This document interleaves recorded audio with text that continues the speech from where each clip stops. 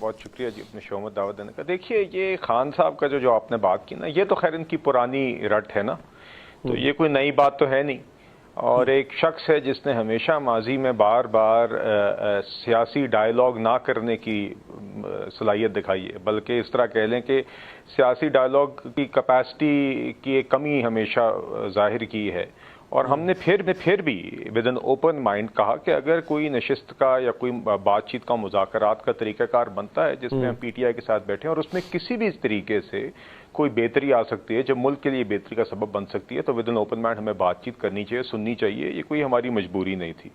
یہ والی بات تو خان صاحب پہلے بھی کرتے آئے ہیں، اور ہم سے تب بھی کہا جاتا تھا کہ ہم ان سے بات کیوں نہیں کرتے. ہم آگے سے جواب میں یہی کہتے تھے کہ ان کی تو رٹ یہی ہے کہ یہ صرف اسٹیبلشمنٹ سے بات کرنا چاہ رہے ہیں. مگر جب انہوں نے تھوڑی سی بھی سنجیدہ یا مناسب بات کی تو ہم نے پازیٹیو طریقے سے رسپونڈ کیا، کیونکہ یہ معاملہ اناقہ ہے نہیں، یہ معاملہ تو ملک کی بہتری کا ہے. تو بدقسمتی ہے کہ خان صاحب پھر سے اس طرح کے بیانات دے رہے ہیں. میرے نزدیک تو جو پہلی دو ملاقاتیں نشستیں ہوئی ہیں مذاکراتی ٹیموں کی، ٹھیک ہے، اس کے اندر آئی تھنک اتنی شاید پروگریس نہیں ہوئی یا بات آگے نہیں چلی جتنی ہم سب کو توقع تھی. اور اس کی بنیادی وجہ یہ ہے کہ پہلی دو ملاقاتوں میں پی ٹی آئی اپنی تیاری کر کے نہیں آئی. انہوں نے دوسری میٹنگ میں بھی چونکہ بات کا آغاز انہوں نے ہی کرنا تھا، مطالبات بھی انہوں نے ہی رکھنے تھے، انہوں نے خود پچھلی میٹنگ میں وقت مانگا. مگر میرے نزدیک یہ کوئی ایسا ایشو نہیں ہے.